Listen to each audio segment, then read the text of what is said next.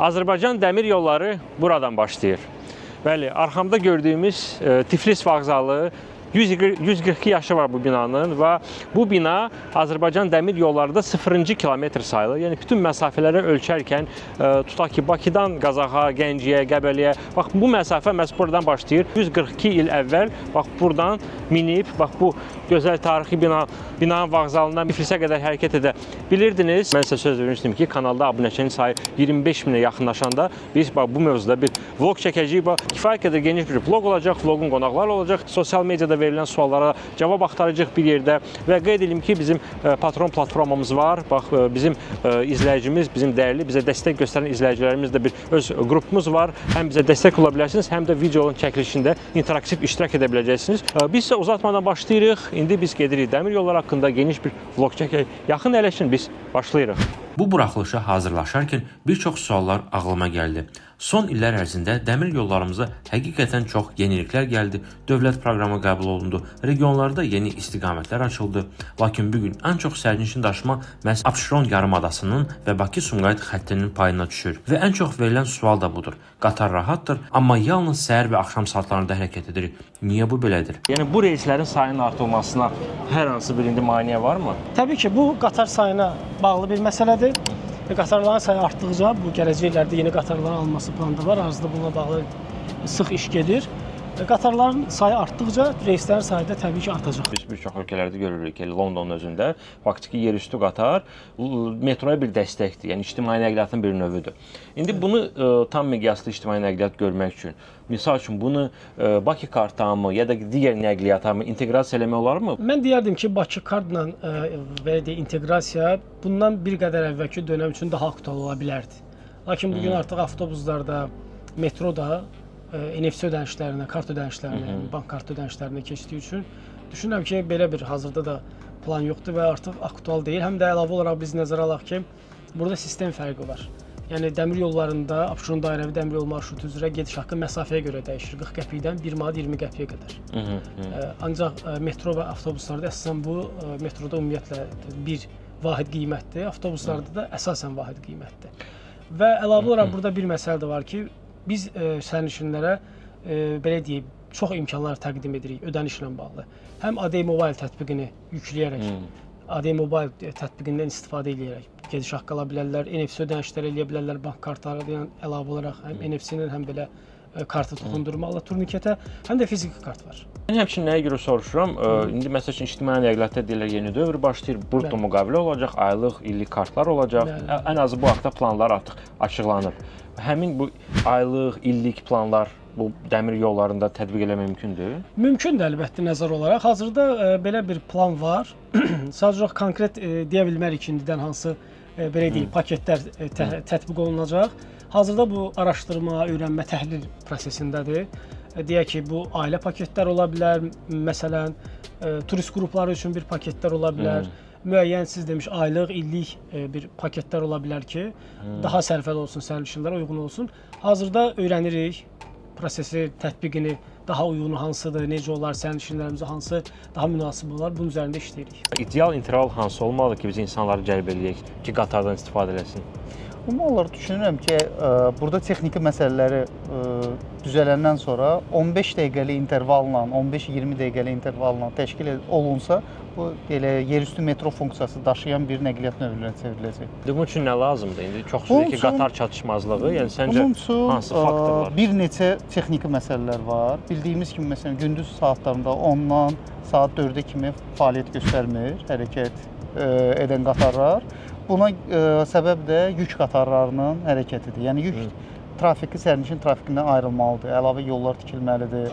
Sonradan rabitə işarə vermə xidməti rəqəmsallaşmalıdır, qatarların sayı artırılmalıdır və əslində biz Abşeron dairəvi desək də 2 yarım dairə kimi fəaliyyət göstərir. Yəni Bakıdan üzü hal-hazırda Xırdalana qədər və Bakıdan Sabunçu Pirşağı üzərindən Sumqayıta qədər. Amma bunun dairəvi hərəkəti məhz bu məsələlərə bağlıdır. Yəni bu yük trafiki ayrılmalıdır və hərəkət tərkibi artırılmalıdır. Biz deyirik Abşeron dairəvi dəmir yolu, amma faktiki o dairə deyil. Yəni yarım dairə kimi fəaliyyət göstərir. Hərəkət baxımından bəli. Hərəkət baxımından bəli. İndi çərçik olaraq deyir ki, məsələn mən Xırdalandan Novxanıya niyə gedə bilmirəm? Mütləq gedib dairə vurmalıyam. Burada məsələ tələbata görə dəyişir birinci növbədə. Çünki bu gün tələbat Sumqayıt, deyək ki, Pirşağı istiqamətinə, Xırdalan istiqamətindəndir, Bakı istiqamətinə. Və eyni qaydada Bakıdan qeyd etdiyim istiqamətlərə. Yəni digər tutaq ki, deyək ki, Sumqayıtdan Bakıxanova və yaxud deyək ki, Novxanıdan dediniz Dərnəgülə. Bu istiqamətlərdə ola bilər təbii nəzər olaraq qatara ayrıla bilər həmin istiqamətlər. Yəni bu istiqamətlər Abşeron dairədə çox eləmək olar. Bu mümkündür. Ancaq tələbat bu dəqiqə onu demir. Tələbat deyir ki, hazırda qeyd etdiyim istiqamətlər olmalıdır. Təbii ki, gələcəkdə tələbat nəzərə alınarsa və bir vacib məsələ qatar sayı ona imkan verərsə, tələbata görə və onu da tətbiq etmək mümkündür. Deməli, bura biznes sinifdir, yenə də qısa ekskurs. Burada qatar hərəkət edirlər, çay, kofe sifariş vermək mümkündür, bulan arabalarıdır. Asılqanlar hətta var, özü də oteldəki kimi eləyiblər ki, heç kim özü ilə aparmasın bunu. Çamadan üçün yerlər, yəni konkret biznes burada hiss olunur. Burada ekonom sinifdə də maraqlı bir şey var, çoxsu bilmir, gedə onu sizə göstərim. Deməli, Sumqayıt qatarında hətta ekonom sinifdə oturacaq tənzimləmək olar. İndi bəlkə tez-tez bilənlər, gedənlər bilir, amma bilməyənlər üçün mən bugün bildim ki, bunu buradan qaldırırsınız, qabağa çəkirsiniz və biraz daha komfortlu oturursunuz belə. Birinci qoltuq altı, ikinci qoltuq altı. Tərdəki kimi daha rahat gedə bilərsiniz ekonom sinifdə. Ümumiyyətlə, qatar daxilində çox şey çəkib göstərmək olar, səyahətin özünü göstərmək olar. Mən zaten bunu digər vloqlarda, xüsusilə xaricdə bunu eləmişəm. Azərbaycanda mən bunu hələ ki eləməmişəm. Gəlin bir hədəf qoyaq, gəlin bir 28 min izləyici yığaq bu YouTube kanalında və bəlkə də bir geniş bir vloq çəkərəm, sırf səyahətin özü. Hər kəs deyir ki, qatar rahatdır, Sumqayıtda 20 dəqiqə, 25 dəqiqə çatmaq olur, hətta tutaq ki, yarım saata. Amma buna baxmayaraq ki, yenə də hər kəs elə bir maşından istifadə edir və Bakı-Sumqayıt yolunda tıxac bitmir. Düşünürəm hələ ki, qatar istənilən sayda deyil və istənilən saatda getmir, bu məsələdir və həmçinin stansiyaların, dayanacaqların əlçatanlıq məsələsi istənilən səviyyədə deyil. Bunlar hamısı kompleks halda həll olunmalıdır və dövlət proqramında zaten dairəvi yolların tikilməsi, digər ictimai nəqliyyatın növləri, relsi növləri, xüsusən metronun, tramvayın və dəmir yolu şəbəkəsinin genişləndirilməsi bunlar təsir edəcək ki, insanlar daha çox relsi növlərdən, xüsusən də uzaq məntəqədən, yəni qatarla gəlməyə meyl edəcək. Amma bunun üçün stansiyanın yerləşdiyi ərazi əlçatan olmalıdır. Yəni multimodal daşınma daha rahat olmalıdır. Qatardan düşüb rahat avtobusa minib gedəcəyi məntəqəyə getmə imkanı olmalıdır. Şəhərdə isə son illərdə, bax bu günlərdə elə açılmış Dərnəgül dayanacağı kimi dayanacaqların sayı artırılmalıdır. Yəni bir məkanda həm dəmir yolu, həm metro, həm avtobus yaxşı olardı ki, hələ mikromobilliyi də əlavə edək. Yəni tam hub formasında fərqli hərəkət növləri ilə hərəkət etmək üçün imkanı olan bir məkanların sayı çoxaldılmalıdır. Eyni zamanda bu vlogun tərəfdaşına Kvan Qrupa da təşəkkürümü bildirmək istəyirəm. Kvan Qrup uzun illərdir ki, bax bu insan yönümlü şəhərlər prinsipləri əsasında yeni layihələri icra eləyir. Bu yaxınlarda da biz Baha Residence haqqında da danışdıq. Mütləq Kvan Qrupun saytına daxil olaraq ətraflı məlumat əldə edə bilərsiniz. Həm Instagramda, həm eyni zamanda öz saytlarında da mütəmadi olaraq yeniliklərlə paylaşırlar və onlarda biz danışdığımız insan yönümlü şəhərlər prinsiplərinə əsas olaraq öz layihələrini icra eləyirlər. İndi bu Stadler qatarı bizdə olan 2 mərtəbəli müasir qatar. Bu maksimum hansı sürətlə gedə bilir, hansı sürət bizə təmin edə bilir və bundan daha sürətli qatar ala bilərikmi? Sürət məsələsi belədir. Hazırda bu Stadlerlərin bu KIS markasıdır, digəri isə Flirt markasıdır. 2 mərtəbəlilər KIS-dir. Bunların sürəti konstruktiv sürət, yəni icazə verilən həddə özünün gedə bildiyi sürət 160 saatdır, 160 kilometr. Azərbaycan dəmir yollarında isə bu 140-a qədər icazə verilib bu həddə. Bu da sırf təhlükəsizlik, infrastruktur məsələsi ilə bağlıdır. Standartlara əsasən 3 cür sürət var. Sürətli və yüksək sürətli. Sürət biz bunu Abşeron dairəvidə görə bilərik. 90-100-ə qədər gedən qatarlara biz sürət qatarlar deyirik. Sürət qatarı. Yəni ondan yuxarı gedəndə artıq biz sürətli qatar. O ki qaldı daha yüksək sürətə. Bu artıq tamamilə başqa bir infrastrukturdur. Çində qatar 400-lə 500 hərəkət edən zaman bizdə biz 160-la gedirik. Yəni necə eləyək ki, biz sürətimizi daha da artıraq? Yüksək sürətli qatarlar üçün tamamilə infrastruktur dəyişməlidir. O standarta uyğun olmalıdır. Bu bütün, yəni gördüyümüz reyslər və digər komponentlər hamısı dəyişməlidir və yeni qatarlar alınmalıdır yüksək sürətli qatarlar üçün. Bu uzun illər tələb edən bir məsələdir və əlavə olaraq biz biraz real baxaq məsələlərə. Tutaq ki, Çinin bir başına o başına doğrudan da onların o qədər sürətə ehtiyacları var. Tutaq ki, deyək ki, Çinin bir stansiyası, iki stansiyası arasındakı məsafə 200 kilometrdir və bunlara o sürət lazımdır ki, tez çatsın mənzili başına. Azərbaycanda nə qədər ola bilər? 500 kilometr deyək ki, maksimum Qazaxa qədər 500-dir. Yəni orada da bizdə də əksi fikir verin, davamlı olaraq tələbat var ki, stansiya açılsın. Və biz də bir məqamda nəzərə almalı. Bəli, açılır. Zaman-zaman məsəl üçün 2024-də Ləkücərə dayanacağı verildi. Bu il biz Kürdəmirə dayanacağı verildi. Keçən il Qazax oldu. Bu qatarlar stansiyaya yaxınlaşdıqca sürətini aşağı salır. Stansiyada dayanır, təzədən o yüksək sürətə çatmaq üçün yenə bir müəyyən bir zaman. Yəni biz hər şeyin ən yaxşısını istəyirik, amma reallığı da nəzərə almalıyıq. Dünyada ən keyfiyyətli istehsalçılardan biri Stadlerdir. Belə bir avtomobillə müqayisə aparsaq, Mercedes və BMW necə dəyərlidirsə, Stadler də baxan kateqoriyadadır. Keyfiyyətinə, komfortuna, istismarında olan, deyək ki, iqlimə uyğunluq baxımından hələ ki rəqib tanımır. Yəni digər istehsalçılar da var, amma bizim mühitə ən uyğunu düşünürəm Stadlerdir və bizdən başqa Gürcüstanda da bu istifadə olunur, Belarusda da. Çin qatar istehsalı da yavaş-yavaş güclənir dünyada. Yəni indi Çin şirkətləri Stadler kimi, digər böyük istehsalçı kimi həmin bazarı özünə qoparda bilər, belə deyək. Artıq qopardır yavaş-yavaş. Çünki Çin istehsalçılarının məhsulları hətta Avropanın bəzi ölkələri artıq alır. Yəni regional qatarlar olsun, metro qatarlar olsun, tramvaylar olsun.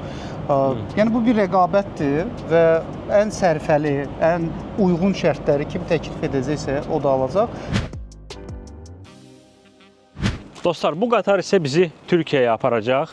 Bəli, hal-hazırda bu da Stadler istehsal olan vaqonlardır. Deyirlər, bax bu qatara minib Tiflisdən keçərək Ankaraya qədər hərəkət edə biləcəyik məhz bu yataq tipli qatarlarla. Və bu qatarın çox unikal bir xüsusiyyəti var. Burada qatarın izi, kalyan izi belə deyək, bizdə Azərbaycanda 1520-dirsə, Türkiyədə 1435-dir. Yəni təkərlər arasında, qatarlar arasında, relslər arasında olan bir məsafədir və bu qatarda bu məsafəni dinamik olaraq dəyişmək olar. Yəni qatar hərəkəti dayandırmadan sadəcə sürəti yavaşlayır və avtomatik olaraq bu kalyə dəyişdirilir. Köhnə sistemlərdə isə çox vaxt qatar dayanmalı idi, xüsusi qurğularla onu qaldırırlar, təkərləri dəyişirlər. İndiki dövrdə artıq buna heç bir ehtiyac yoxdur. Bu vloqu hazırlayarkən hələ ki Bakı-Tiflis qatarının açılması haqqında heç bir xəbər yox idi. Amma artıq məlumat təsdiqləndi və Bakıdan Tiflisə məhz bu qatarlar hərəkət edəcək. Yəqin ki, növbəti vloqlarda bu haqda da danışarıq. Sizə maraqlıdırsa şərhlərdə yaza bilərsiniz. Mən düşünürəm ki, bütün ölkə üzrə gecə qatarları bərpa olunmalıdır və mövcud reallığı nəzərə alaraq, yəni şimal-cənub üzrə baxa bilərik. Tutalım, Xaçmazdan Bakını görməklə Lənkərana və yaxud əksinə. Bundan qabaq bizdə məsələn ayrı-ayrı qatarlar idi. Bunu bərpa etmək lazımdır. Sonra üzü Qarabağ və Şərqi Zəngəzura yollar tikilir, üzü Mincivana qədər gündəlik gecə qatarları. Bu niyə vacibdir? Çünki gecə hərəkət edəndə vaxtı optimal istifadə etmək olur və bütün gecə vaxtı səfərdə keçirsə, səhər gəlib işini görüb və eyni qatarla da qayıtmaq imkanı yaranır. Həmçinin də bugün dünyada və xüsusən də Avropada gecə qatarlarının renesans dövrüdür. Bu da həmçinin ekologiyanın dostu olan nəqliyyat növüdür. Məsələn, Avropada 3 saatlıq uçuşları artıq ləğv edirlər və üzü qatarlara doğru sərnişinləri yönləndirirlər və yeni gecə qatarları formalaşdırırlar ki, hansı ki Avropa şəhərlərinin, paytaxtların bir-birini əlaqələndirir. Azərbaycanda da düşünürəm ki, regionları birləşdirən və regionla paytaxtı birləşdirən gecə qatarları birmənalı olmalıdır. Lənkərana və Xaçmaza qatar nə vaxt olacaq? Bunu soruşurlar. Əvvəldən bir giriş verim ki, dəmir yollarımız bəlkə də heç vaxt olmadığı qədər belə güclü, böyük tikinti mərhələsindədir, yenidən qurma mərhələsindədir. Bura biz həm də Ələt Osmanlı Astara, Bakı, Yalama Eyni qaydada biz deyə bilərik, Qarabağda işlər görülür, Şərqi Zəngəzurda işlər görülür və Naxçıvanda artıq işlər başlayır. Bakı Yalama elə dediyim Xaçmazın Bəli, yəni Xaçmaz üzərindən, Xudat üzərindən keçən bir xəttdir. Sumqayıt Yalamada deyirik, Biləcəri Yalamada. Burada artıq tikinti işləri, yenidən qurma işləri başa çatıb, son tamamlanma işləri gedir. Artıq qatarlarımız hərəkət edir. Hətta növbəti mərhələdə burada biz dəyişən cərəyan sisteminə keçməyi artıq bu istiqamətdə işlərə başlamışıq. Və Xaçmaz istiqaməti, Yalama istiqamətində qatarla sərnişin daşıma nəzərdə tutulubmu? Bəli, tutulub. Amma qeyd etdiyim bütün bu işlər görüləndən sonra dəyişən cərəyan sisteminə keçib. Ümumilikdə yolun yenidən qurması bitib və bundan sonraki mərhələ elektrik sisteminin yenilənməsi də işləri bitəndən sonra, yəni bu uzaq gələcək deyil bizim üçün. Və qatarlar, yeni qatarlar təbii ki, cəlb ediləcək. Xaçmaz istiqamətində də sərnişinlərimiz. Bu da bir 5 illik bir proqramdır, yoxsa 5 il daha tez ola bilər? Daha yaxın, daha nisbətən daha yaxın bir müddətdir. Gələn ilə falan ehtimal var. O qədər də yaxın yox. Eyni zamanda da artıq bir Ağdam-Xankəndi istiqamətində tikinti işləri başlayıb, sürətlə davam edir. Burada Xankəndiyə qədər qatar bəli, bu gedəcək. deməkdir ki, biz artıq gələn il, bunu dünən cənab prezident də qeyd etdi, gələn il biz Bakıdan Ağdama yox, birbaşa Bakıdan təbii ki, Ağdamdan da keçməklə Xankəndiyə müasir qatarlarla səfər edə biləcəyik. Neçə saatlıq yol olacaq o?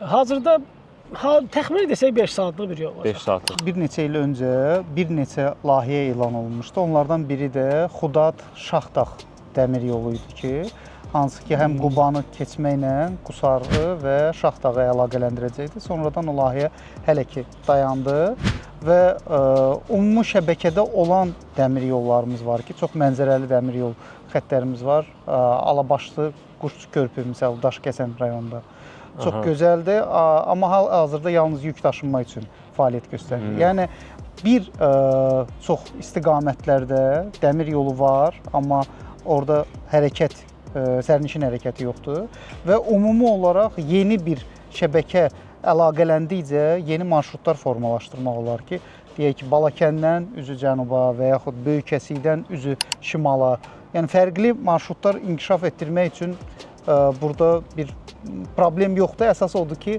yetərincə vəsait olsun ki, bu işləri görmək olsun. Deməli, dostlar, bu yeni fleet qatarları ilə səyahət etmişsinizsə, mən artıq bunu Kürdəmir mini vloqunda göstərmişdim ki, belə velosipedi burada bərkidə bilərsiniz. Bax, burada tam velosipedi yığmadan bunu bura qoya biləcəksiniz. 2 dənə velosiped üçün burada yer var, xüsusi nişan da var burada. Yəni tam olaraq velosipedlə regiona gedə bilərsiniz. Yəni ki, vloqların birində də biz bunu eləyərik.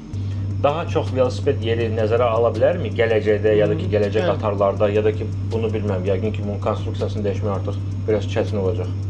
Konstruksiya dəyişdirilməsi nəzərdə tutulmur.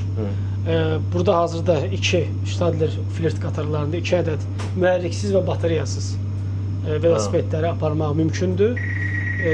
Yeni qatarlarda ola bilər ki, daha çox olsun belə yerlər, çünki Nədən asılıdır o?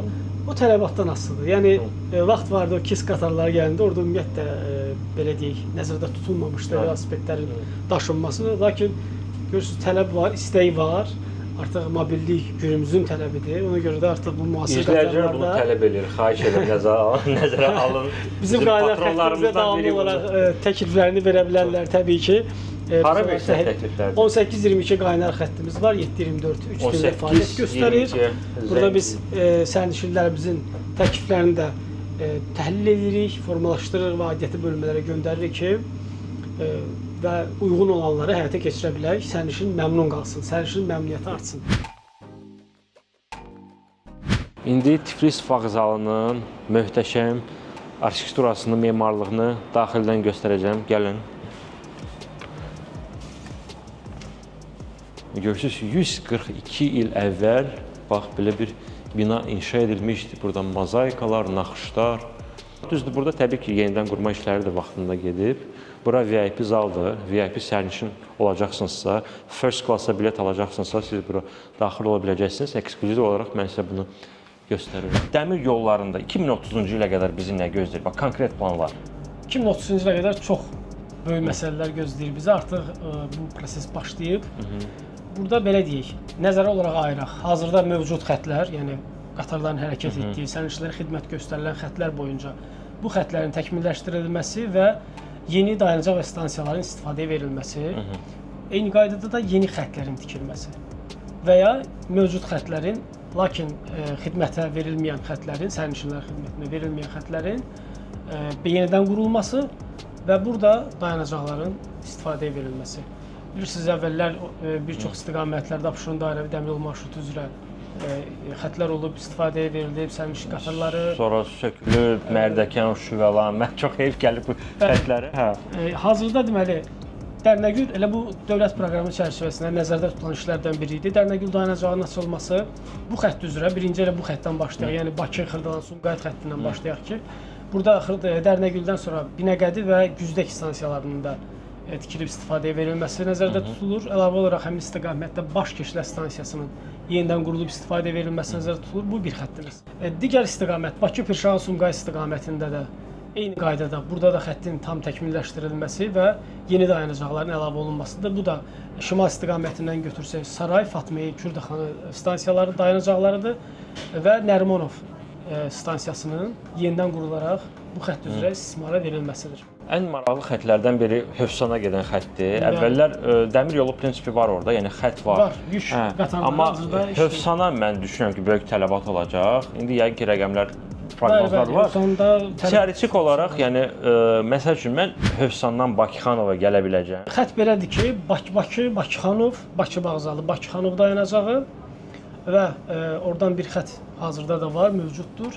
Əmircan, Suraxanı, Yeni Suraxanı istiqamətidir. Yeni Suraxanıdan bir xətt ayrılır Hövsan istiqamətinə, digər xətt isə düz getməklə Qala istiqamətində, Binə Qala istiqamətində. Elə dövlət proqramında da məhz bu xəttlər bu cür ayrılır ki, Bakıxanov, Binə Qala və Yeni Suraxanı Hövsan. Lakin dediyim kimi Yeni Suraxanı məhz Bakıxanovdan gələn bir xəttdir. Yəni biz Hövsana Bakıxanov, Yeni Suraxanı Hövsan xətti ilə səfər eləyəcəyik.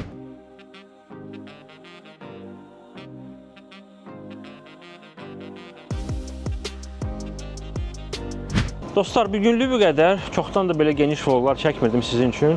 Çünki kifayət qədər həm bu kanal üçün yeni bir mövzudur, həm də mövzu çox genişdir. Yəni dəmir yollar haqqında bəlkə də 100% kimsə şərhlərdə yazacaq. Bax, bu vacib sualı sən vermədin, gələr verərdin. Gəlin özümüzə bir növbəti hədəf qoyaq. Harca bir 27-28 min izləyici yığaq və növbəti vloq sizin üçün mən çəkib göstərərəm. Sadəcə o qırmızı düyməni basın. Mən də bilim ki, həqiqətən bir maraq var. Çox güman ki, fikir verdinizsə, bir o qədər də yeni vloqlarımız olmur. Çünki artıq demək olar ki, urbanistikaya hər tərəfdən toxunduq, amma indi konkret mövzuları işləyəcəyik.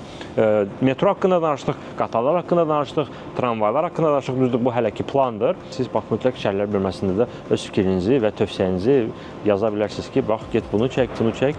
Mən də çalışaram bunu sizin üçün çəkim və göstərim. Və ən vacibisi odur ki, bu kanala Patreonda dəstək olanlar həm bu videonun, həm bundan əvvəlki videonun daha geniş versiyasını görəcəklər. Ən azı orada əlavə 5-10 dəqiqə səhnələr var ki, əsas video düşmür, amma mən onu orada paylaşıram. Mənlik isə bu qədər və bu gözəl qatarın fonunda sizinlə növbəti vloqa qədər sağollaşıram. Özünüzə yaxşı baxın. Hələlik.